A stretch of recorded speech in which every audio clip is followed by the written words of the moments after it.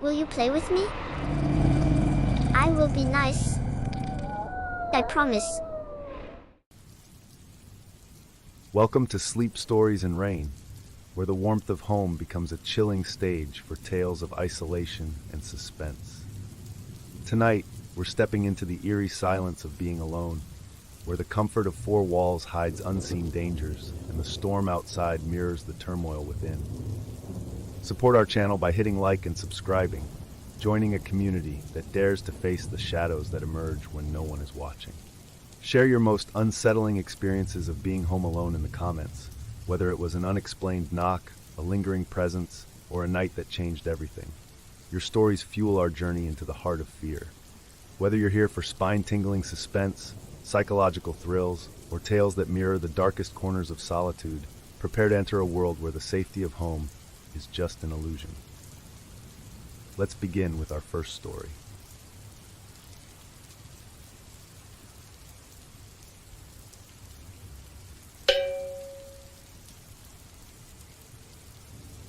I woke in darkness.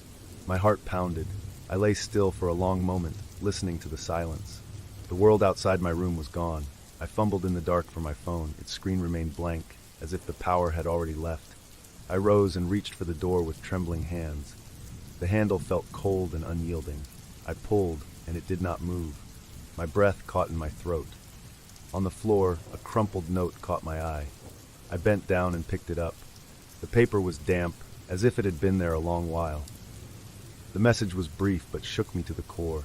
I could barely understand how my once safe home could hold such a secret. Every creak of the wooden floor echoed my rising fear. I stepped into the hall. The corridors were empty and dark, the silence more oppressive with every step. My phone remained silent in my hand. I moved toward the study, drawn by a need for answers. The light above the study flickered weakly, casting long, trembling shadows across the room. Inside, the desk was cluttered with scattered papers. In the dim glow, an old journal rested among them. My hands shook as I reached out and opened it. The pages held secrets I was not ready to face. Cryptic notes and familiar handwriting leapt out at me. The symbols on the walls and the words in the journal whispered of a planned trap, of isolation carefully engineered. I felt a cold dread settle in my chest as memory after memory of betrayal surfaced. Every sound echoed in that lonely room. I listened as my own heart hammered in my ears. I knew then that nothing would be the same. My home, once a place of comfort, was now a crypt of secrets and fear. The night was just beginning, and with every moment, the dark design of this fate unraveled before me. I left the study with the journal clutched in my hand and wandered into the dark hallway. My eyes caught a loose floorboard in a shadowed corner. Trembling, I pried it open. Beneath it, I found an old rusted key. It was small and worn with age. My heart pounded as I carried the key back to the study. I scanned the room until I found a hidden safe tucked behind a stack of dusty papers. My hands shook as I inserted the key. With a soft click, the safe opened to reveal a bundle of confidential folders and eerie recordings. Pages filled with names and dates, and scribbled notes that confirmed my deepest fears. This was a planned psychological trap. Every word pushed me further into the abyss of isolation and betrayal. A sudden ring echoed in the quiet of the house. I jumped at the sound. In the sparse light of the kitchen, I picked up the phone. Marta's voice came through, calm yet laced with worry. She told me she had heard unusual noises and sensed something off in the neighborhood. Her concern offered a brief spark of hope amid the terror that engulfed me. I clenched the phone, trying to steady my racing thoughts, as Marta's words reminded me that I wasn't completely alone. I set down the phone slowly and turned back toward the hall. The silence melted into an oppressive stillness when I noticed a dark figure moving at the far end of the corridor. I froze. The movement was deliberate, each step echoing in the narrow passage. The figure emerged slowly into a thin shaft of light. A familiar face turned cold and distant. My heart sank as the man I once trusted now stood before me. His eyes were empty, his expression void of any warmth. In that moment, betrayal cut deep, and I knew that every hidden clue had led to this devastating encounter. I advanced toward the study, my resolve hardening with every heartbeat. In the dim light, I confronted him. The air was thick with tension as we clashed. Our struggle was raw and desperate. I swung the heavy candlestick, he dodged with cold precision. Each blow echoed against the walls as memories of past friendship warred with present betrayal. We grappled fiercely, our movements desperate and jagged. The scattered clues and shattered trust lay between us, like broken reflections of what once was. Amid the chaos, I snatched a document from a toppled pile, a final piece of evidence that confirmed the cold design of his experiment. His eyes flashed with a mix of regret and malice as he muttered words of twisted justification. My anger surged. I fought not only to break free from his control, but to reclaim every part of myself that he had tried to dominate. Exhaustion mixed with resolve as the struggle wore on. One final moment of clarity came when his resistance faltered. I stood over him, breathing hard, my heart still pounding. In his silence, I found a strange release, a quiet end to the long night of isolation. The betrayal that had once stifled me now burned away, leaving behind a raw determination. I staggered back from the study toward the window. Outside, the faint glow of dawn crept into the room. I pressed my hand against the cool glass, watching as the night slowly receded. The door remained firmly locked, a stark reminder of the physical confinement that had haunted me. Yet inside, something had shifted. My mind, once shackled by fear and manipulation, felt irrevocably free. In that soft light, a new resolve took hold. The documents lay gathered on the table, a testament to the cruel experiment. I knew the physical traps might never open, but I had dismantled the prison within. The dark hours had taught me that true freedom comes not from unlocked doors, but from the strength to rise after every betrayal. As the morning broke, I allowed myself a small, determined smile. I had faced the depths of isolation and emerged with a newfound clarity. My sanctuary might still be sealed from the outside world, but inside, the walls had crumbled. I sat by the window, embracing the quiet triumph of a new dawn, already planning the next step toward reclaiming my life from fear. If you've made it this far, the shadows have already begun to close in. Subscribe now to ensure you never miss a terrifying tale. And if you dare, hit the thanks button to buy me a cup of midnight brew. Your support keeps the nightmares flowing. Now, brace yourself for our next story.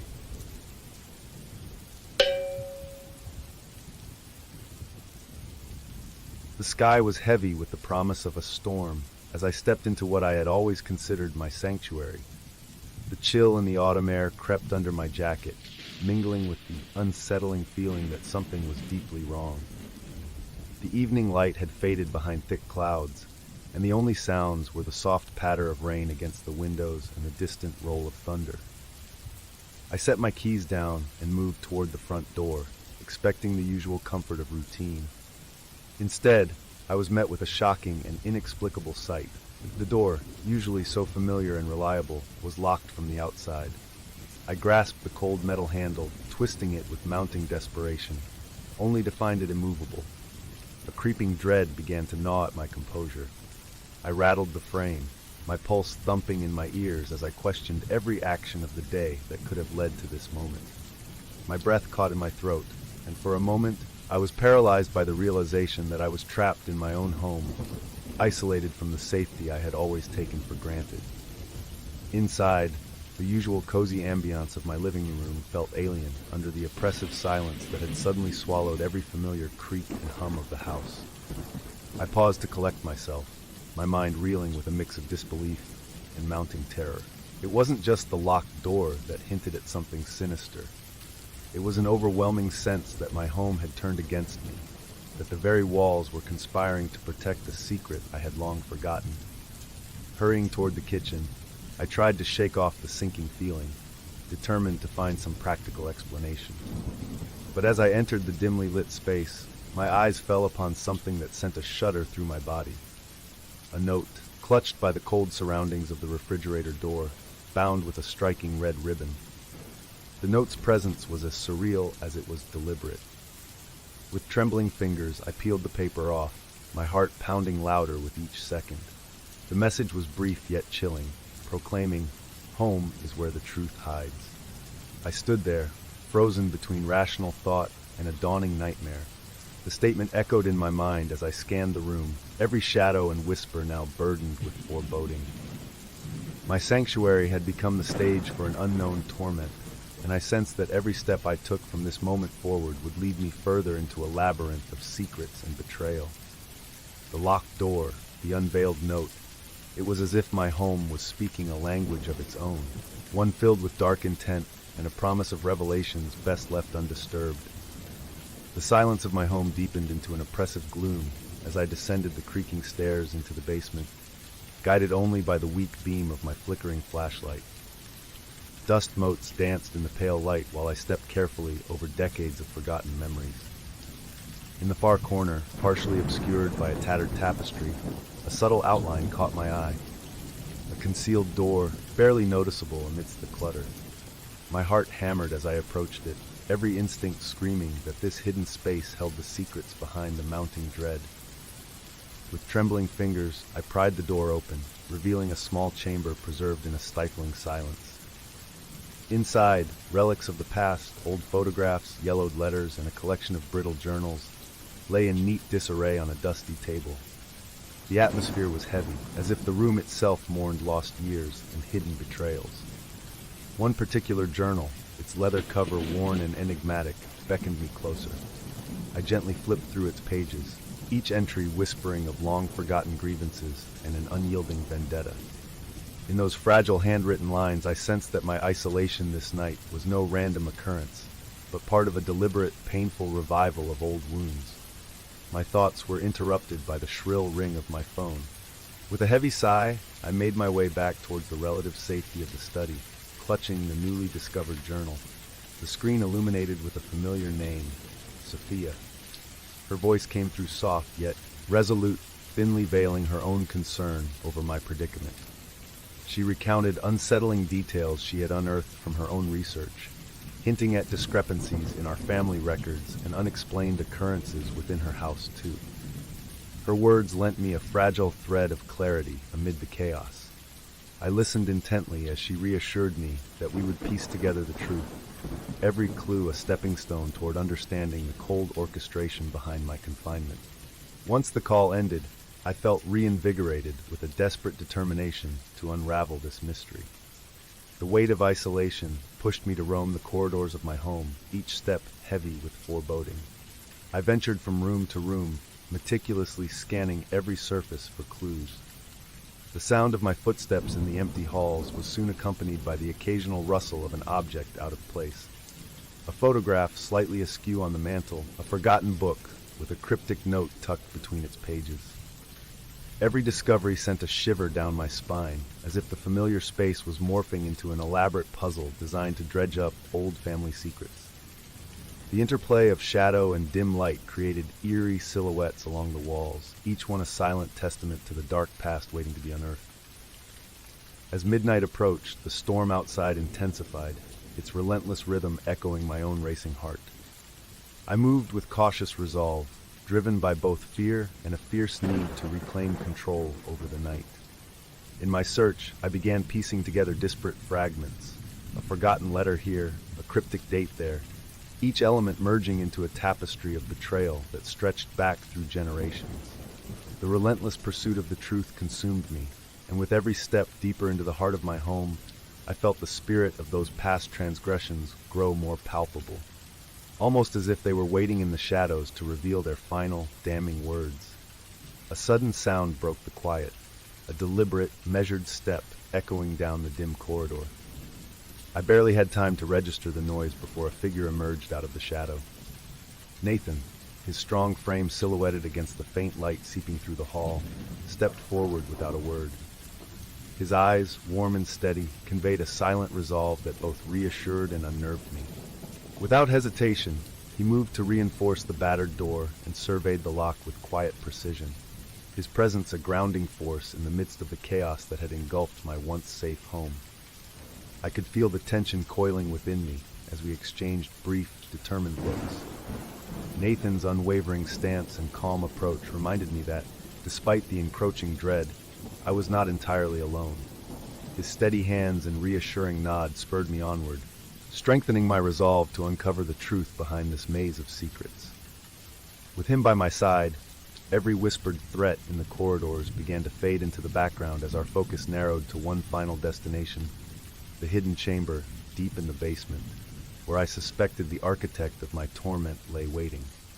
Guided by a renewed determination, we descended once more into the basement's oppressive depths. The secret door we had discovered earlier beckoned us with a silent promise of the answers that could shatter the night's terror. With each step, the air grew heavier, saturated with the weight of memories and unspoken betrayals.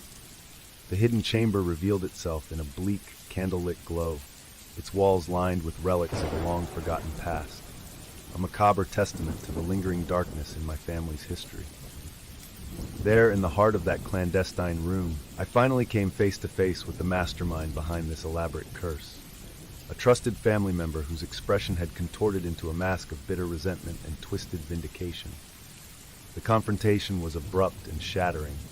Words laden with years of pain and repressed anger flew between us as savage as the clashing of swords. Every accusation stung like ice against raw wounds, and as I listened to the cascade of truth that spilled forth, I felt the foundation of my identity crumble. In the suffocating silence that followed our heated exchange, the devastating realization washed over me. My home, my refuge, had been manipulated to become a stage for exposing every hidden betrayal, every secret long sealed away. The orchestrator's eyes gleamed with a mix of triumph and sorrow, as if she had sought not merely revenge, but a brutal catharsis for past injustices. The deranged rationale behind her actions unfolded, a century-old vendetta woven into the fabric of our lineage, now forced into the light by the relentless pursuit of a truth too painful to deny. In that fraught moment, the storm outside reached its zenith, rain battering the windows with furious intensity, as if echoing the turmoil within my soul. I fought against the piercing despair and summoned every ounce of strength to subdue the aggressor in a desperate struggle.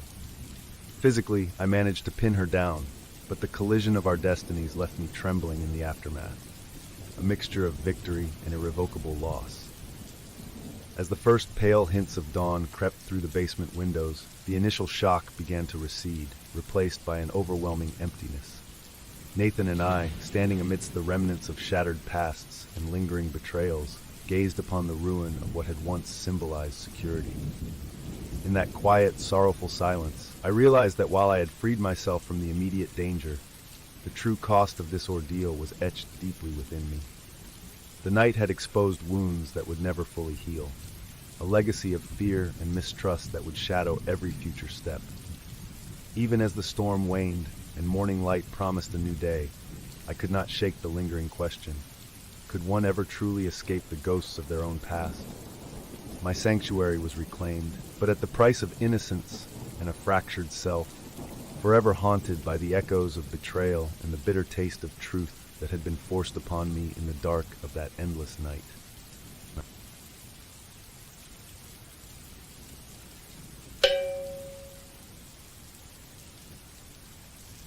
The air in Eldridge Hollow had a heaviness that lay dormant, waiting to sink into your bones like the haunting whispers of unanswered secrets. From the moment I stepped into Mr. Thorne's antiquarian bookstore, a peculiar sensation washed over me, as though the very air crackled with anticipation. Dust motes danced lazily through shafts of light filtering in through the grimy windows, illuminating the quiet chaos of curated neglect that enveloped this place, a profound contrast to the vacant, neglected paths of my past I was desperately trying to leave behind. I felt it immediately, an unnerving pull that seemed to whisper my name from the lined spines of countless forgotten tomes.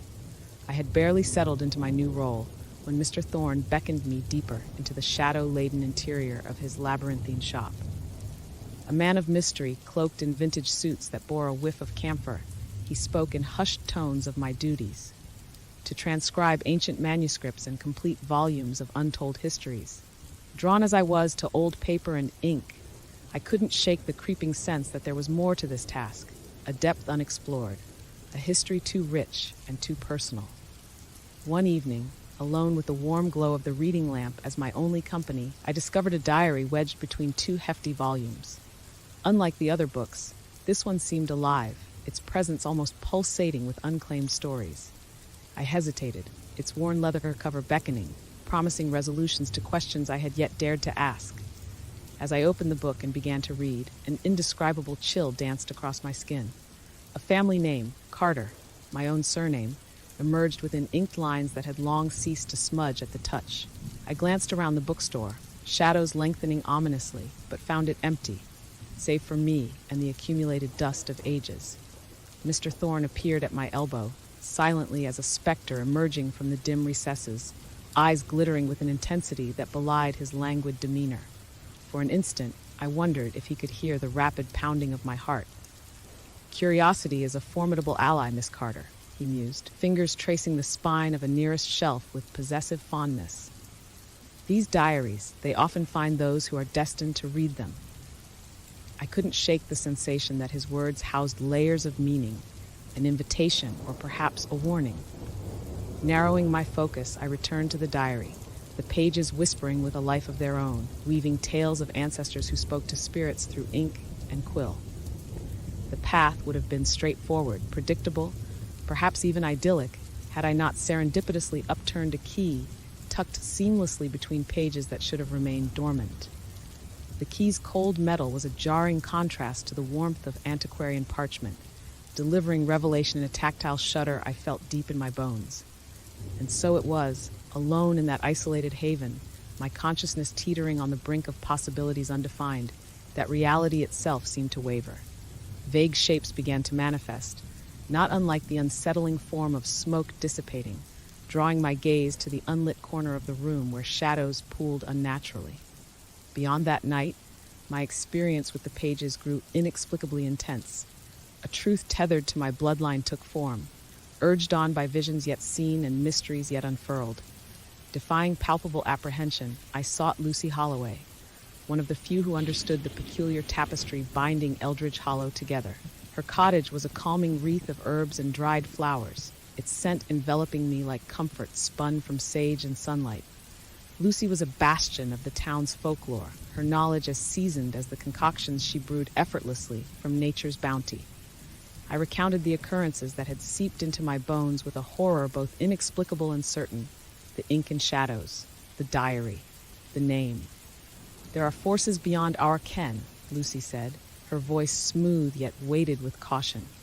"Your ancestors called upon them. Perhaps it's time you understood what else they summoned." She half extended a small pouch of charms, their humble clatter disparate yet strangely reassuring. Despite the burgeoning darkness, her words eased my trepidation, and those tokens thickened the veil of safety shrouding my resolve. Lucy knew the pulse of Eldridge Hollow, its ominous history entwined with whispered tales of bloodlines. Returning to the bookstore felt like sliding back into a second skin, each creak of the floorboards a reminder of why I hadn't left. I was bound to the unspoken invitation that compelled me forward, even as I walked deeper into the shadows of that labyrinth. In the dim candlelight of the shop's back room, silence carried the weight of things unsaid. Mr. Thorne loomed like a silent observer, as if he too felt the enigmatic summoning in the air, intangible, ineffable. He spoke cryptically of destinies and powers, of choices afforded only through the legacy of ink. "Imagine," he breathed, fingers tracing the desk's worn wood, "the ability to bridge worlds with nothing more than thought and prescience, spanning history, altering fates." The concept twisted in my mind like a malignant vine. I eyed the room's expanse, lined with volumes, their combined knowledge silently unfurling like a hidden tapestry. Thorne's words mirrored a puzzle, urging a deeper probe into the fabric of my inherited path, tempting yet terrifying with the stark contrast of proofless hope, but uncertainty gnawed at the edges of reason. My nights unfurled into restless stretches of fitful sleep, disturbed by dreams not my own, sinister glimpses of figures fading in and out of inked desolation, timeless and restless. One particular evening, in a dream world crafted by flickering firelight and elicited whispers, visions unfurled. Layer upon layer, dissolving into shades and echoes of entities I felt compelled to answer. Starkly they occurred, nightmarishly vivid, speaking in languages only the soul comprehends. Faces of the past emerged, imprinted with secrets, pleading, warning. Aroused rudely back to reality, I wrestled with their implication. Was it guidance or folly to act upon such fearsome possibilities? I turned to Lucy's charms, seeking solace and shield against the spectral remnants haunting both waking and unguarded dreams. It was a live wire choice, one that demanded sacrifice beyond mortal comprehension. And so I stood poised at destiny's threshold, the ink deepening beneath my skin, my hand extended to grasp truth amid ambiguity's siren call, heartbeat synchronized with fate's relentless pound. What awaited, I would uncover in its time, as inscrutable and ineffable as all unattainable notices scrawled invisibly across the passage of borrowed antiquity. With Lucy's steadfast guidance, I prepared for the ritual that promised release, its steps etched into my mind like sacred scripture, a dance of intention and invocation. Alone within the hushed confines of the storied bookstore, I could feel the presence of eyes unseen, witnessing, waiting. I coaxed life into the familiar shadows through rhythm and whispers, conducting a symphony of lost voices, each note precise and purposeful. As the atmosphere thickened in response, the ink vibrated with depth, spectral figures rising anew, less menacing in their transient forms. The convergence of history and spirit enveloped me. Whirling formless entities whispered pleas and warnings, encouraging my deliberate movements as I aligned each word with purpose and power. My heart raced beneath a crescendo of realization and reluctance, the ancestral tribunal and Mr. Thorne's enigmatic invitation tugging persistently at those strands. The air shimmered and broke, the ethereal rippling as I uttered the ancient words Lucy had shared, not with dread but with newfound resolve. The room's air brimmed with collective breath, entities suspended in their vigil and silent expectation. And then came the sudden breach, a rupture followed by the liberating cascade as spectral chains clattered free from realms unseeable, like bits of history merging with tentative future. The ink faded, consumed in radiant mercy and impossible hope. The aftershocks stirred the very life of the building, volumes easing their settled dust, their mysteries unquenched yet peacefully lingering, echoes of knowledge dissolving softly to rest. Breathing deeply, I reconciled the choice laid before me, now unfettered by lineage's bitter echo. As light ebbed into a gentle dawn beyond the streets, I felt the soulful absolution of decisions made and promises kept. Eldridge Hollow receded from haunt and legend to a storied corner beyond time's customary procession, its spirit satisfied. With tender familiarity, Lucy waited outside beside the shifting store sign, mysteries no longer secret, her presence an enduring testament of wisdom unstirred by solemn magic. In time I would depart, unburdened by fate's rigid confines, the morning sun gracing me with rejuvenated promise. Mr. Thorne's farewell carried no bitterness, but a promise of futures undefined, chronicled across myriad histories yet unwritten. I left Eldridge Hollow, heart lightened yet undeniably marked by the passage of memory, the vigor of choice remaining within reach. What came next was unspoken, knowing only that the ink had been unleashed, forever imprinted on a reality now old yet undeniably renewed.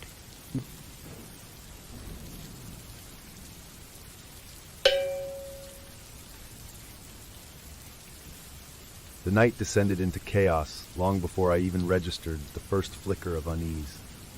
I sat in the living room, a battered copy of an old novel cradled in my hands, when the storm began its monstrous symphony. Rain pounded relentlessly against the window panes, and the wind roared like a vengeful spirit. I found comfort in the familiarity of my home, my well-ordered sanctuary where I'd built my life brick by careful brick. But as the tempest outside grew in intensity, an unsettling sensation clawed at the edge of my consciousness. I had always taken pride in knowing every creak of my house, every subtle whisper of its age. Tonight, however, the storm's fury rendered each sound a potential threat. A sudden terse chime from my security system snapped me to attention. There, blinking on the screen, was an alert, a remote access log from an unfamiliar source. Despite my disciplined routine of double-checking locks and cameras, my heart skipped. The digital trace was as inexplicable as it was alarming. The storm now seemed to echo the chaos within, a maelstrom that threatened to invade the sanctity I so desperately clung to. With trembling resolve, I rose from the worn couch, the soft hum of the room juxtaposed against the wild cacophony outside. I moved cautiously toward the corridor, each step measured and laden with lingering doubt. My mind wrestled with a growing sense of vulnerability that felt disproportionate to a mere technical anomaly. After all, I had taken every precaution, every security measure available. Yet that remote log, a digital footprint of some unseen presence, suggested a breach more insidious than any burglar could orchestrate. As I passed beneath the flickering glow of a hallway light, another sound arrested me. A deliberate creak emanated from the depths of the dark corridor. The sound was not the random groan of settling timber that I had grown accustomed to over the years. It was measured, calculated, as if someone or something knew precisely when I was nearby. I paused, straining to distinguish the sound from the relentless drumming of rain overhead. In that stretched moment of silence, time seemed to slow, and every fiber of my being screamed that something was utterly amiss. The corridor, usually a quiet passage between safe havens, now pulsed with an overwhelming sense of dread. I felt the weight of each step as I inched forward, my eyes darting along the walls as if they might reveal a hidden saboteur. I could almost feel the stare of an unseen presence tracking my movement, every creak and whisper resonating like a final warning. With each cautious step, my calm certainty began to crumble, replaced by a potent mix of anxiety and a desperate need for answers. I retraced my steps back to the living room, heart hammering, in search of a rational explanation. The old house, with its creaks and sighs, had always been a living tapestry etched by years of history, a history I now feared concealed darker secrets. I sat again before the security monitor, my pulse synchronizing with the regular staccato beeps from the system. There, in the static of night vision, distorted shapes moved at the edges of the frame. For a fleeting second, I convinced myself it was merely a trick of light, but the memory of that deliberate creak in the corridor refused to fade. The storm outside continued its relentless assault, battering the windows and seeping into the very marrow of my bones. With each gust of wind, the house shuddered as if mourning the intrusion of unknown forces. My mind, ever the bastion of logic in moments of calm, now teetered on the verge of paranoia. How could something so minute as a single log entry unravel a tapestry of years built on routine and vigilance? I reset the alert on my security system and glanced once more at the digital timestamp that marked the intrusion. The urgency knotted my stomach, and the silence in my ears was filled only by the symphony of the storm. A constant reminder that no shelter was truly impregnable on nights like this. The unsettling interplay of nature's fury and the subtle, calculated sounds within my home left a lingering impression. That in a space you believe you control, the most formidable enemy can be the very decay of trust in your own sanctuary. Frozen in that moment between action and inaction, I realized that I was no longer just fighting the elements outside. I was battling an internal battle, a fight against the creeping tendrils of isolation, and the dawning realization that my home, a fortress of solace, might have been invaded by shadows far more personal than I had ever allowed. Every creak and every echo of the storm now bore the unmistakable quality of forewarning, urging me to confront a truth that chilled me to the core. After my return to the living room, I sought refuge in the solitude of the study, intent on deciphering the mystery behind each digital anomaly. The soft glow of my desk lamp illuminated dusty shelves, laden with old volumes and forgotten relics of the past. My fingers, still trembling from the storm and the unsettling events earlier, traced the spines of books in search of an explanation. It was then that my hand brushed against a thin, worn piece of paper wedged between the pages of a forgotten diary. Unfolding it with cautious reverence, I discovered handwritten words that hinted at something far more sinister than a mere technical glitch. The note spoke of an elaborate test, a psychological experiment designed to dismantle trust piece by painstaking piece. My eyes traced every inked line, absorbing the disquieting revelation that this intrusion was not random, but a carefully orchestrated ploy to shatter my sense of security. In that heavy silence, the words on the paper resonated with a profound despair. The message commanded an unfathomable scrutiny, instructing its reader to watch closely, as if every creak and shadow held the key to an unfurled nightmare. The realization struck me with a cold, oppressive force. The invasion of my retreat was not merely mechanical, but deeply personal, crawling into the very essence of my existence. The following hours bled into one another as I sought to piece together the clues from the cryptic note. Just as my anxiety threatened to overwhelm me, a soft knock at the door jolted me from my disoriented state. I opened it to find Elena on my porch, her expression a blend of concern and quiet determination. We moved inside, her presence a calm yet unyielding anchor amid the surge of disquiet. Together, we stationed ourselves before the laptop, combing through the digital logs and security footage with a methodical urgency. Elena's insightful comments and perceptive eye gradually illuminated troubling patterns hidden within the cascade of data. A remote access log that appeared with unnerving regularity and video anomalies that defied simple explanation. Her steady voice, urging me to confront the evidence within, resonated deeply, even as the chill of betrayal began to tighten its grip around my heart. As our investigation deepened, the gravity of the situation became increasingly inescapable. Late into that rain-soaked night, I returned to my study alone, determined to trace the digital breadcrumbs to their origin. My computer screens flickered in the dim light, displaying a barrage of logs, each entry a potential doorway into a hidden world.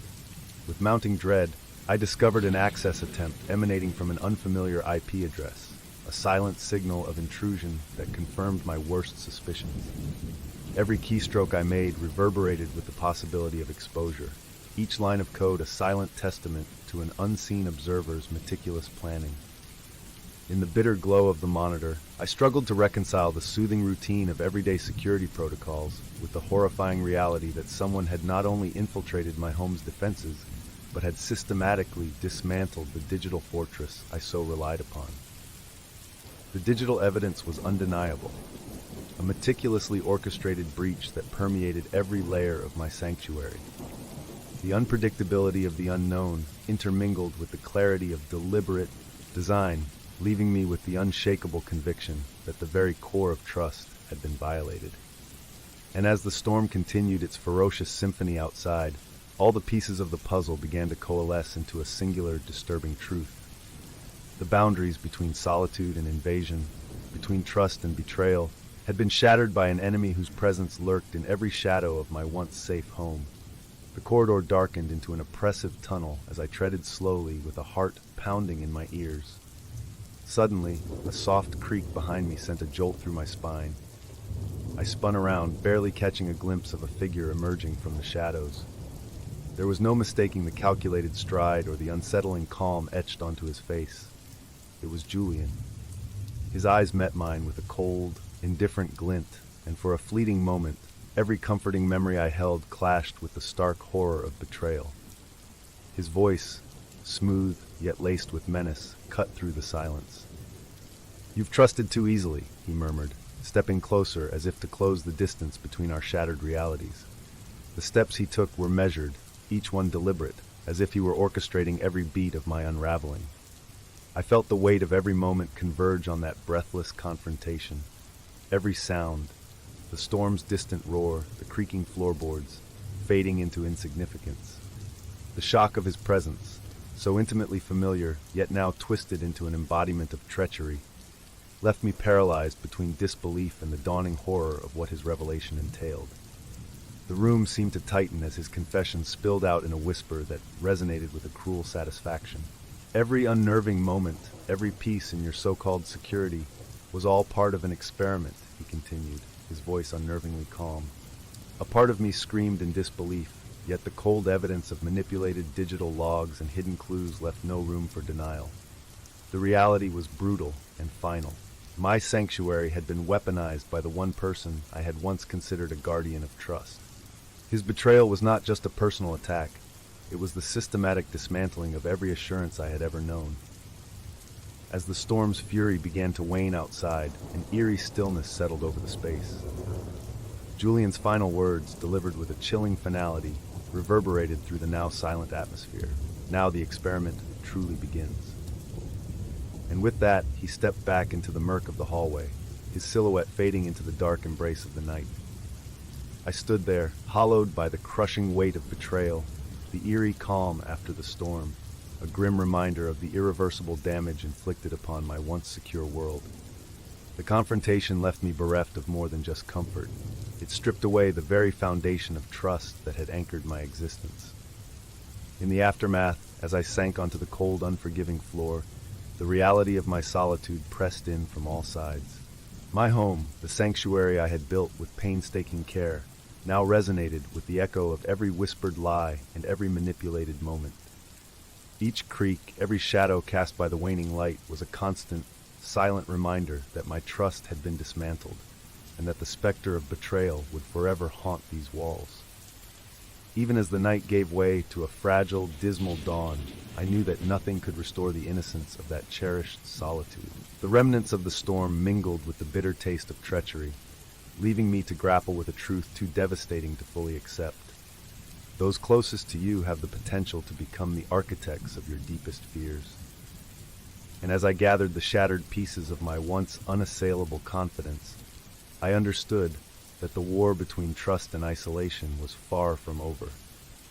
Every moment thereafter would echo with the knowledge that even in the supposed safety of home, betrayal could lurk in the shadows, waiting, always waiting, to remind you that trust, once broken, casts a long and unyielding shadow.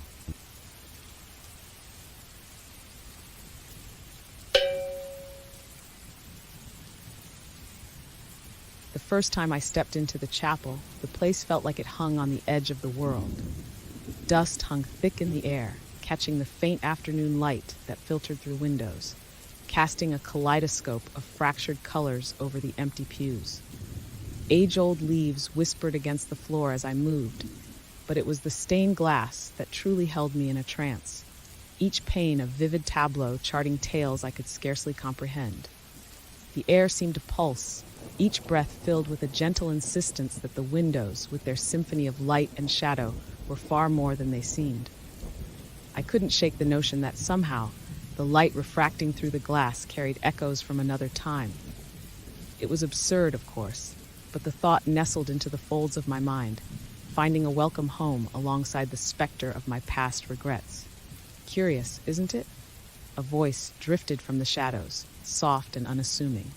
I turned to find a woman with striking raven-black hair, Alara, keeper of the chapel's secrets. Her presence was both soothing and unsettling, as if she were as much a part of this place as the worn wooden floors. "Yes, very curious," I replied, my gaze riveted to the glass. "It's like they're reaching out, wanting to tell stories." Alara merely nodded, her expression inscrutable. "And perhaps," she said, "they do." Days turned into an endless cycle as I sought to breathe life back into the glass, retouching each panel with meticulous care. The progress was slow, my artistry both a labor and a meditation. As the evenings grew longer, the chapel vibrated with life, colors shifting with each stroke I applied. Then came the first revelation. In the silent twilight, one pane caught my eye. Layers of grime succumbed to my work, revealing not merely an image, but an urgent message woven into the depiction, a communion of arcane symbols stemming from a hidden narrative. It felt almost as though the glass itself was urging my understanding forward. The next afternoon, a different set of symbols emerged. A dialogue among the fractured images compelled my attention with all the insistence of a whispered chant. As I traced the complex interplay of lines and hues, a chill raced through me, like unseen fingers skirting my spine. I wasn't alone in this discovery. As fate would have it, Marcus decided at that moment to visit, entering the chapel just as another twisted narrative was revealed in those ancient panes. His presence was a comfort, his steady disbelief an anchor as I struggled to articulate the impossible. We pieced together stories from the glass, debating their meaning, but as much as his rational mind sought explanations, my heart felt the resonance of each avocation. "They're trying to tell us something," I insisted, each pulse of the light affirming my conviction. "It feels like they're warning us." Our debate grew fervent, voices echoing through the empty hall, until the chapel seemed to swell with a presence not entirely our own. And in that moment, something within me shifted, a deep acknowledgement that a crossroads lay before us, intricately wound with threads of past trespasses and future revelations. The shadows lengthened in the chapel, pooling like ink beneath the stained glass, a myriad of colors darkening with the approach of night. I stood before the window that had sparked a deep, disquieting fascination, its stories gripping me as much by their beauty as by their enigma. Each glance seemed to unravel a fresh layer of meaning, a symphony orchestrated between light, glass, and spirit. As the sun dipped below the horizon, something shimmered beyond the glass, a realm awash in ethereal glow, its contours just barely perceptible. For the briefest moment, I felt a tug, soft yet insistent, drawn towards that world playing in the border of reality and illusion. The realization that my art might be the conduit between these dimensions filled me with equal parts fear and thrill. But the world of the glass was far from benign. That night, I dreamt vividly of a forest bathed in twilight, echoing with the chant of ancient rites. Figures cloaked in shadow moved through trees, whispers weaving through the air, and always the beckoning call to join them, to witness what should lie forever invisible. The next morning, consumed by unease, I sought solace in research, turning a crowded desk into my battleground against the unknown. With Marcus's help, we sifted through the village's dusty archives for any semblance of legitimacy behind my visions. Days blurred into each other as we delved into tales of the sect that once inhabited the chapel. Their practices spoke of rebirth and transcendence, but also of sacrifice and the supernatural. Our investigation led us to Alara's insight, her heritage rich with oral histories and bound to the chapel's craft. As we delved deeper, Alara revealed the existence of a symbolic dance involving art and spirit, a karmic transaction that, if mishandled, could bind souls to eternal servitude. Every brush you lay, Alara warned in her soft, magnetizing voice, connects you further to what lies beyond. Balance is fragile, Claire. Tread carefully. Undeterred, yet anxious, I returned to my work. It was then that I perceived the gravity of my actions. Each stroke, each repair seemed to pulse with a vigor of its own. The glass now presented new, vivid depictions, faceless faces, half-formed movements hinting at stories unfinished. Like whispers crystallized in art, their presence pulled at something primal within me. An ancient tale written not in ink, but in the marriage of glass and spirit. In my solitude, the shadows grew restless, creeping with a hidden purpose as the truth dawned. My attempts at restoration had not only bridged worlds, but had also awakened entities from their slumber. Entities that now saw in me a vessel, a medium, yearning to complete their stranded symphony. It was the realization that bound my fate to theirs, setting the stage for a confrontation that was as inevitable as it was terrifying. A pact sealed through the stained glass, the fateful thread pulling me ever deeper into a realm where art, loss, and spectral machinations intertwined. Night blanketed the chapel, the air almost crackling with anticipation. Shivering, I couldn't escape the sense that the culmination of every vision, every brushstroke, had led to this precise moment. The stained glass, alive with hues and whispers, seemed to pulse in rhythm to the thrum of my racing heart. The spirits, stirred from their slumber, demanded conclusion, an unvoiced symphony long awaiting its finale. Bolstered by the essence of creativity, heartache, and an unwavering resolve to forge peace, I took up my brush. Each stroke connected me deeper to the tale that desired to break free, echoing fragments of an era marred by sacrifice and softened by forgotten promises. My hands moved with purpose, painting not a picture seen by the eye, but one felt by the soul.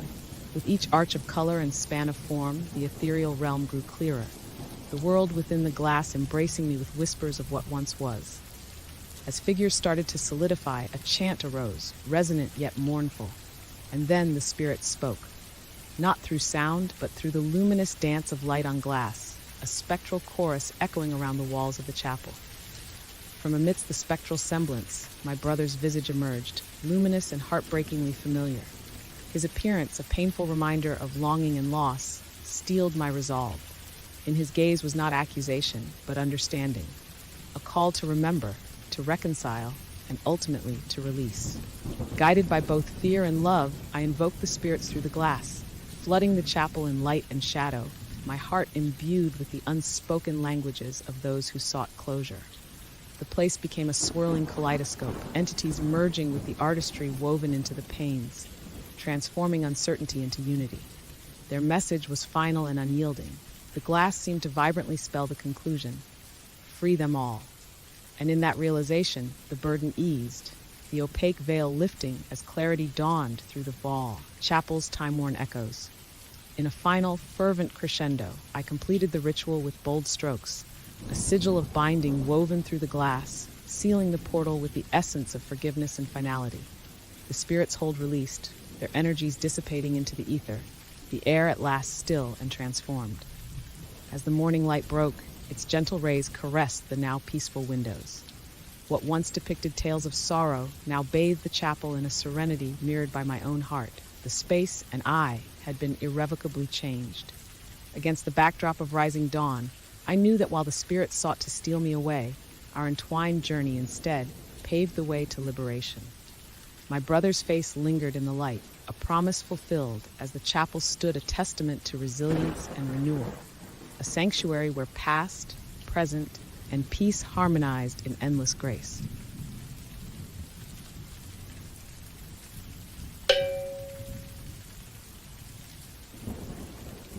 Have you ever sensed that the house you call home might be hiding secrets that you never dreamed possible? I returned to my family home, that venerable structure filled with both fond memories and an undercurrent of unease, hoping to find solace in solitude. The afternoon light slipped through time-worn windows, casting long, somber shadows across rooms that had once felt safe and familiar. Yet almost immediately, a sense of foreboding began to pulse beneath the veneer of normalcy. In the kitchen, as I mechanically arranged a few misplaced items, I froze at the sight of an old, ornate locket resting on the counter, a locket I was certain had been tucked away in a drawer days before. The cold metal gleamed under the dim, overhead light, its unexpected placement speaking volumes in silence. My heart pounded as I reached for my phone and sent a quick message to Lila, seeking her steady voice of reassurance. There was no immediate reply, only the oppressive weight of that inexplicable intrusion. Later that evening, while pacing the narrow corridor with its flickering bulb and echoing creaks, I became aware of a presence that sent a chill racing up my spine. In the brief moment when my eyes caught movement at the edge of the light, a dark, shifting silhouette disappearing into the gloom, I felt an almost unbearable dread. The figure was transient, evanescing as soon as I dared to focus, yet its ghostly traverse left no doubt that I was no longer alone. The silence that followed was heavy with unspoken questions, each step forward in that narrow hallway deepening the unsettling realization that my sanctuary was no longer safe. Climbing the creaking stairs to the attic, I felt as if I were ascending into a realm where time itself had decayed. The air was thick with dust and memories, and every step echoed with a whisper of the past. Amid forgotten boxes and draped cobwebs, I discovered a battered wooden chest, its surface etched with archaic symbols. With trembling hands, I pried it open to reveal a collection of leather-bound journals and yellowed documents. As I skimmed through cryptic entries detailing occult rites and ancestral sacrifices, an icy dread took hold of me. Each written word seemed not merely a relic of history, but a sinister promise that the darkness of my lineage was far from dormant. Shaken by the weight of these revelations, I sought clarity in the only way I knew, by reaching out. Back in the living room, the silence was shattered by the soft hum of my phone as I contacted Ethan. His measured tone over the phone wove together fragments of local lore and historical context, which only deepened the chilling implications of what I had uncovered. A terse message later from Lila added to the mounting unease, urging me to remain cautious. Their words felt like both a lifeline and a warning, as if the very air around me carried secrets that might never be fully understood. Unable to ignore the pull of the unknown, I gathered my resolve and made my way to the basement entrance. Descending the narrow, creaking staircase, I was met by a stale, oppressive chill that seemed to emanate from the very walls. In the dim light, bizarre symbols and cryptic markings on the stone laid bare the remnants of long-forgotten rituals. Every step cemented in my mind that the sinister forces of the past were not mere legend. They were here, hovering at the threshold of my fragile reality. The oppressive atmosphere in the basement entrance beckoned me forward, as though daring me to confront the darkness hiding just beyond the flickering light of the single, swinging bulb overhead. Trembling in the oppressive darkness of the basement, I squared my shoulders and confronted the spectral form that emerged from the far corner of the room. The single, swinging light bulb cast jagged shadows across the floor as the apparition's features coalesced into a visage of sorrow and fury. Its voice, a low and mournful whisper, accused me of failing to honor a forgotten pact, a damning reminder of my family's ancient curse. Even as terror gripped my heart, defiant resolve surged within me. I lunged forward, scattering the occult relics and brittle pages of forbidden lore that lay arranged in a ritual circle, determined to break this sinister cycle. The spirit's anguished wail reverberated off the stone walls, and for a harrowing moment, I felt as though I were caught in a vortex of both terror and destiny. In that climactic barrage, the ghost's form faltered and receded into the shadows, leaving behind only the echo of its curse. I ascended the narrow staircase once more, every step heavy with the memory of that otherworldly confrontation. At dawn, the entrance hall was bathed in a bleak gray light that did little to warm the chill that had seeped into my very soul. I stood alone amid the remnants of the night's chaos, the silence punctuated by the steady drip of water and the soft rustle of disturbed dust. In a final, surreal moment of reckoning, I retrieved an old Ouija board from the corner of the living room, a relic of curiosity from my troubled past. Setting it on a dusty table, I hesitantly placed my fingers on the planchette. The board spelled out, "The curse lives on." That clear message left no doubt. The dark legacy that had haunted these walls was not vanquished, but merely subdued for now. With that realization, I knew that every shadow in the house might still whisper its ancient secrets, and that my life would never again be free of the burdens of my family's damning past. As I stepped into the uncertain light of the new day, the quiet promise of an eternal vigilance settled upon me, a reminder that the terror I endured was both an ending and an everlasting beginning.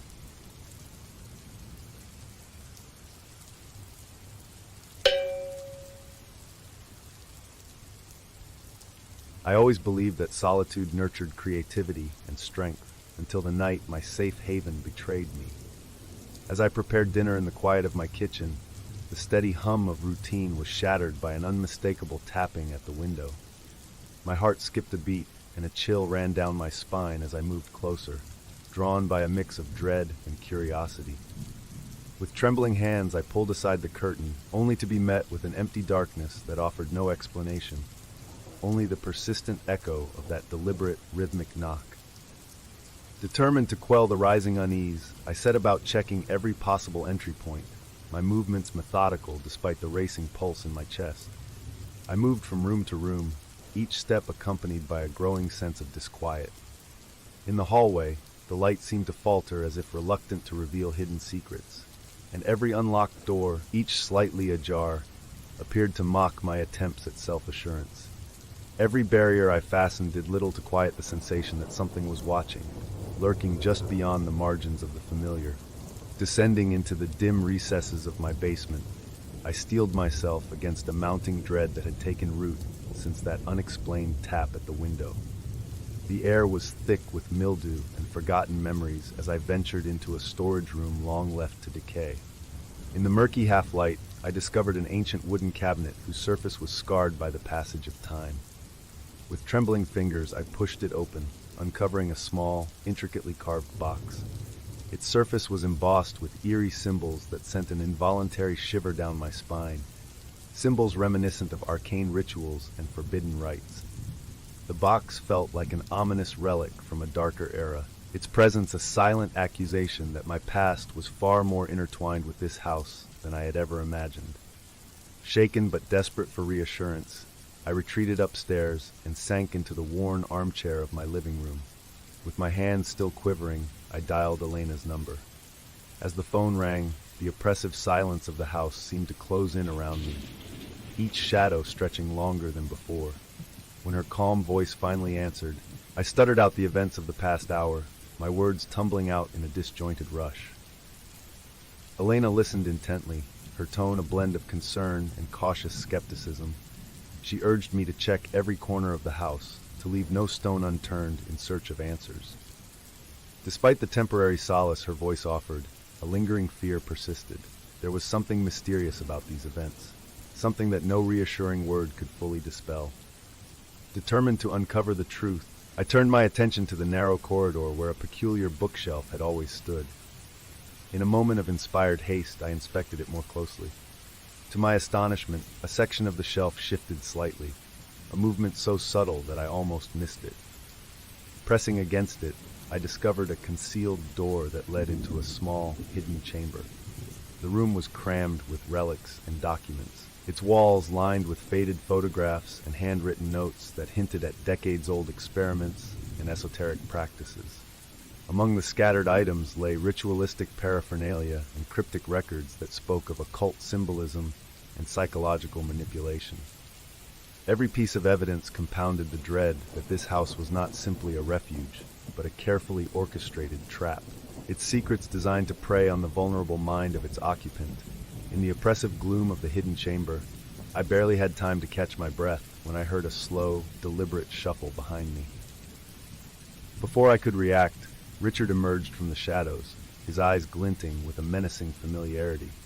The calm demeanor he once wore was gone, replaced by a cold, calculated smile that sent a surge of bile to my stomach. With a voice that betrayed no remorse, he confessed in quiet tones that every unsettling detail, the misplaced objects, the hidden relic, even the ominous markings on the box, was part of a plan he had long engineered. As he spoke, presence filled the room with the unbearable weight of betrayal. The man I had trusted implicitly was the architect of my nightmare. Every bit of his calm articulation and the subtle flash of his tattoo in the dim light confirmed that the terror of that night had been orchestrated from within my circle of trust. Barely managing to steady my shaking hands, I forced myself out of that claustrophobic space and into the central hall, where the remnants of my once safe home now stood like a battlefield of memories and shadows. The hall, illuminated only by the waning light filtering through grimy windows, became the stage for our final confrontation. My pulse thundered in my ears as I faced him again, this time with the raw desperation of a man cornered by his own demons. Richard's smug expression wavered as I lunged forward, our struggle igniting in a frantic clash of wills. The echoes of our scuffle mingled with the sound of my own panicked breaths, each impact resonating as if the very foundation of the house was taking part in our battle.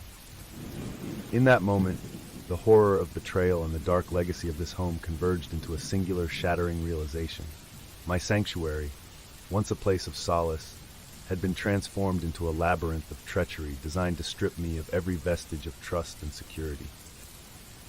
As I fought against Richard, my survival became not only a physical struggle, but a desperate bid to reclaim the shattered fragments of my sanity. In the end, though I managed to overpower him, leaving him crumpled on the cold floor amid scattered relics and forgotten secrets, the victory was bitter. I stood alone in the echoing hall, the remnants of our confrontation swirling with dust and despair, haunted by the knowledge that some horrors never truly vanish, but linger to echo through every shadow in the silence of my broken refuge.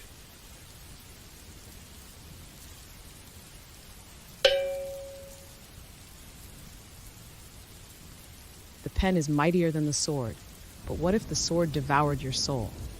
My journey to the sprawling Victorian mansion had felt like an afterthought, a mere item on the list of things to do amidst the tempest of recent family upheavals. As I pushed the heavy oak door open, the house exhaled a breath of stale air. My great-uncle's sanctum awaited, filled with relics of a bygone era tinged with secrets I only began to imagine. Bookshelves, burdened with the weight of arcane tomes and cracked leather spines, lined the walls of the study, their dusty covers whispering secrets of forgotten lore. Every corner seemed to harbor shadows of its own making, growing thicker as the light began to wane. Unbeknownst to me, the heart of this ancient place lay on the desk, an unassuming inkwell that, in its simple grandeur, captured my gaze. It shimmered with an ill-boding allure, compelling me to reach out. As my fingers brushed its surface, an unexpected warmth seeped through my skin, and the room shuddered with a subtle tremor. Driven by a curiosity that lurked just beyond rational thought, I unraveled a sheet of yellowed parchment, dipping the quill into the iridescent ink. The first stroke felt like a tether had anchored itself to my innermost being, urging me to write. A narrative unfolded with each dip of the quill, stories of familial ties entwined with an occult legacy, marked by rituals and hidden sins. The ink itself seemed alive, whispering across the table, painting portraits of ancestors whose eyes carried secrets too heavy to hold. Just then, a chill swept through the room, not from the draft, but from the understanding that the inkwell was more than an heirloom. It was a conduit, a channel through which the past reached forth, wrapping its tendrils around the present. I glimpsed my reflection in the window, an echo of those who had come before. In the silence, I was acutely conscious of the house listening, and in turn, the inkwell awaiting its tale to be told. The air grows taut, vibrating with urgency. As if compelled by an unknown force, I scrawled words that weren't mine, the ink dancing to a symphony of shadows. The ancestors cry for atonement. The sins of the past seek not absolution, but understanding. And as I sat, breathless and bewildered, the inkwell remained steadfast, its dark mirror promising revelations that I was only beginning to fathom. The weight of the ink's revelations sat heavy on my chest, whispering to me as shadows lengthened in the dim corners of the room.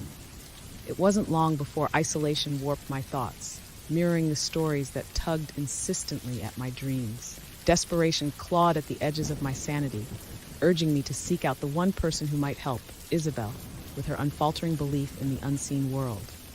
When Isabel arrived, her presence felt like a breath of air amidst the suffocating atmosphere that had settled in. As I recounted the strange events, the movements of the inkwell and its spectral dances, a seriousness etched itself on her brow. Together, we threaded through the hallways, teeming with the silent gaze of ancestors captured in portraits, their unblinking eyes tracing our steps. We need to understand what the inkwell wants, I insisted, clutching at the remnants of my waning resolve. Isabel nodded, her insight into folklore providing an anchor as we navigated the depths of my family's haunting legacies.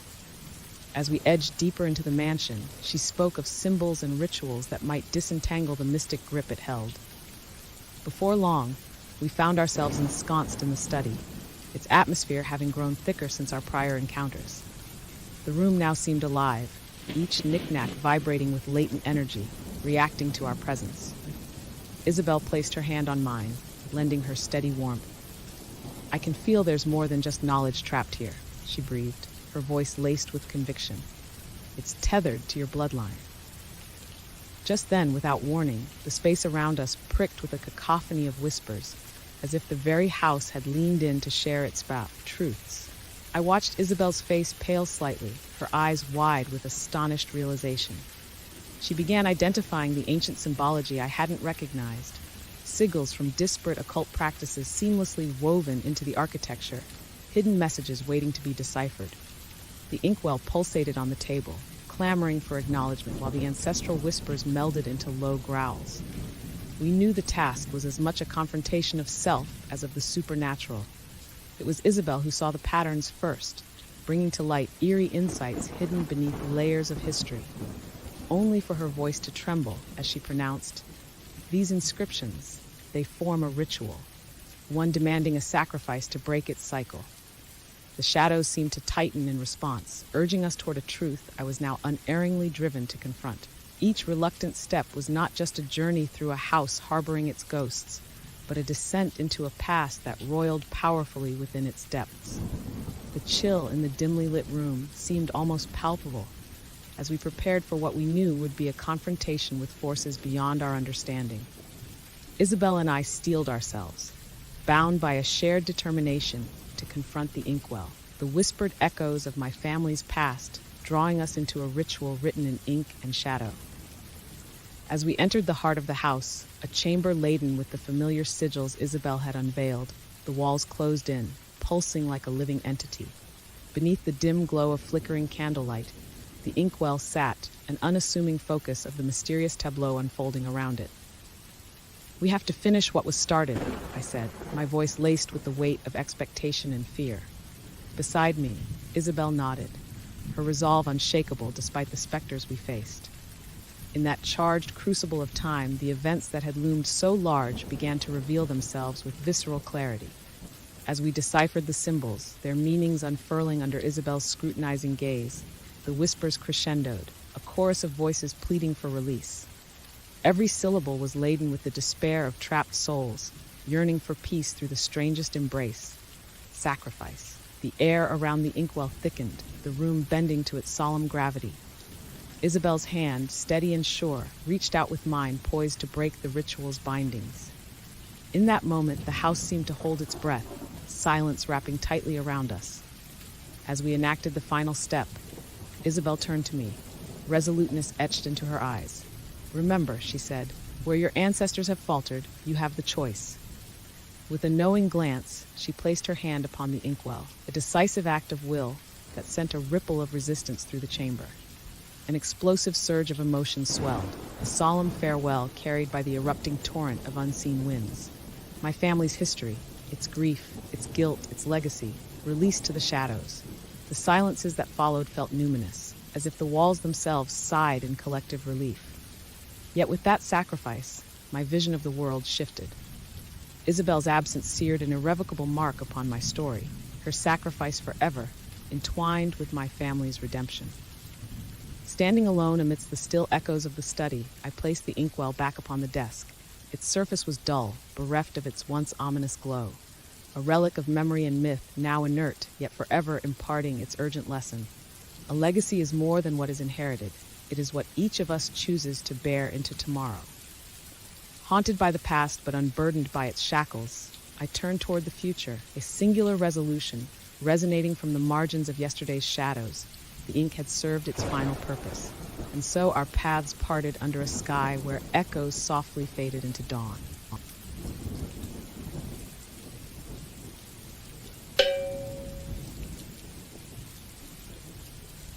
The shadows slithered across the ancient library like silent whispers, curling around the bookshelves and pooling in forgotten nooks.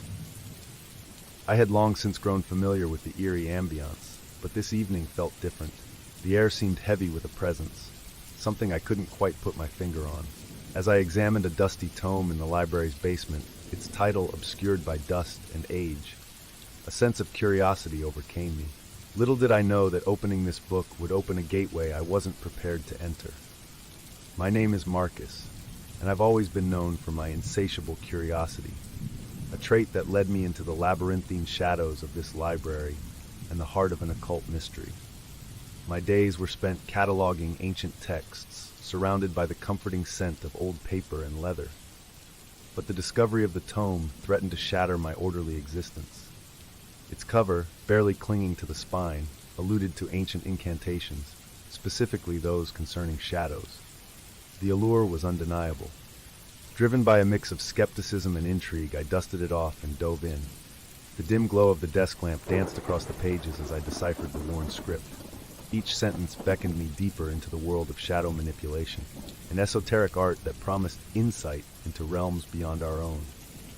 That night, despite my logical nature warning against it, I couldn't resist performing one of the rituals. As the final words left my lips, the air seemed to shift, growing thick and electric. Shadows lengthened unnaturally, stretching thin like dark phantoms in the waning light. And then they began to whisper, "Secrets within you." The gravity of those words clung to me like a chilling embrace. What secrets lay buried within me? I dismissed it as an overactive imagination, a trick of the mind influenced by fatigue and curiosity. Yet, their knowing tone gnawed at the edges of my thoughts. I shuffled back upstairs, banishing the tome to the dark recess beneath my desk. But the whispers didn't stay contained within the book's pages. They followed me, a silent echo weaving through the corridors of my mind. The next day, the library felt different, a pregnant pause hanging in the air as if waiting for something to happen. I focused on my duties, striving to maintain the familiar pattern of my day, cataloging, sorting, shelving, to lose oneself in the minutiae of order. Later, I confided my strange experience to Elaine Sorensen, a fellow librarian whose pragmatic perspective often grounded me. We met amidst the quietude of the library's vast reading room, the filtered sunlight casting tranquil pools of light. "I found a strange book," I began, shielding my apprehension with a veneer of nonchalance. "You might find it interesting, full of shadow rituals." Elaine raised a delicate eyebrow, her expression one of guarded curiosity. "Marcus, you and your ancient curiosities. But don't let imagination overshadow reality." Her skepticism was understandable, yet it offered little comfort against the burgeoning whisperings that traced my thoughts. Despite the reassurance, the shadows seemed to mock me, revealing glimpses of emotions and memories that were unsettlingly intimate, as though they were fragments of lives that might have been mine. An unshakable part of me knew I had stepped onto a path that offered no return. Days bled into nights as I found myself ensnared in the shadow's enigmatic embrace. The library, my sanctuary of knowledge, now became a stage for the whispers that taunted me incessantly. Whispers that grafted themselves onto my very soul, unfurling into memories and emotions once buried deep within my subconscious. Yet, Elaine's skepticism provided a sliver of normality. We continued our conversations amidst the towering bookshelves, though what once was simple banter now danced around the gossamer threads of the ominous whispers I dare not fully disclose. "Are you sure you're all right, Marcus? You seem distracted," Elaine gently prodded, her eyes tinged with concern as we returned from the rarefied air of the archives one afternoon. I hesitated, caught in the chasm between reality and that which shadows hinted. "I'm dealing with a lot," I admitted, a truth more complex than I could articulate. "But I think it's something I have to figure out on my own." Elaine nodded, though her eyes betrayed a lingering worry. As she retreated to her tasks, the library seemed to breathe in her absence, the shadows swirling with an unsettling gravitas. The following night, amidst the solemn silence of after hours, I found myself back at my desk, drawn inexorably to the tome hidden below. The whispers churned, urgent and insistent. I attempted to sleep, but the shadows invaded even the sanctity of my dreams, unraveling scenes of lives intertwined with emotions that should have felt foreign, yet resonated with a haunting familiarity. Voices echoed within, pleading and insistent. "Remember," they implored, with an earnestness that sent shivers racing down my spine. In a fit of restless resolve, I sought out the shadows' origins, piecing together their cryptic allure. Nameless impulses drove me to uncover truths obscured behind the veil of reality. And in the solemnity of solitude, with shadows dancing upon the library walls, I surrendered to their call. With pages crisp beneath my fingers, I sought answers, each incantation awakening latent fragments within, a cascade of emotions that transcended my understanding. Memories not my own yet etched within my soul surfaced, tugging at the edges of conscious thought. The library's atmosphere thickened, an oppressive weight wrapped in anticipation. Then, unbidden, came a revelation, a truth slowly unfurling its tendrils into my awareness. It spoke of connections, metaphysical bonds that laced my being to lives once lived, their shadows eager to reside within. The whispers became a symphony of insistence, urging an acceptance of what seemed ludicrous and impossible. I was at the center of their want, the axis on which they spun towards rebirth. Within that moment, the specters of doubt frayed, leaving behind the gnawing sense of a past not wholly mine, and yet undeniably a part of me. The shadows whispered tales I had yet to live, a haunting promise of a reality fraught with the multiplicity of what was and could have been. In the suffocating quiet of the library, the shadows loomed like dark sentinels as I grappled with the grim revelations. My sanctuary had become a crypt of whispered secrets, each one echoing with the weight of countless lives yearning for acknowledgement. Driven by desperation, I clutched the tome, its arcane words both a curse and a beacon. My mind teetered on the precipice of reason, shadows urging the release of their tethered existence. Their whispered entreaties surged with urgency. Complete the ritual. A profound resolve took root within me. I could not let these shadows, these timeless echoes, consume me.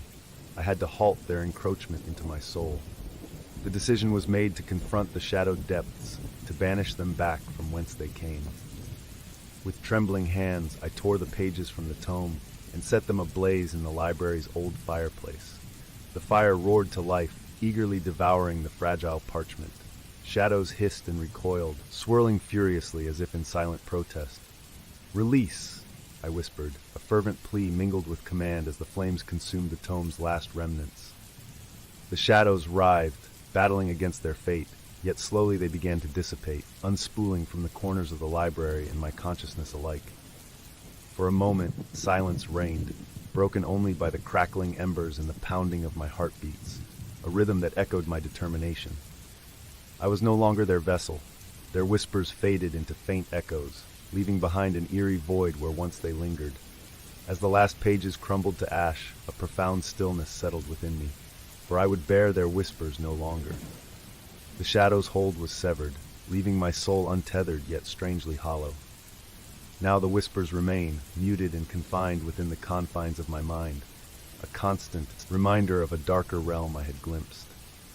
I resumed my duties in the library, my outward appearance that of the meticulous librarian again, yet forever marked by the unsettling echoes of lives never lived.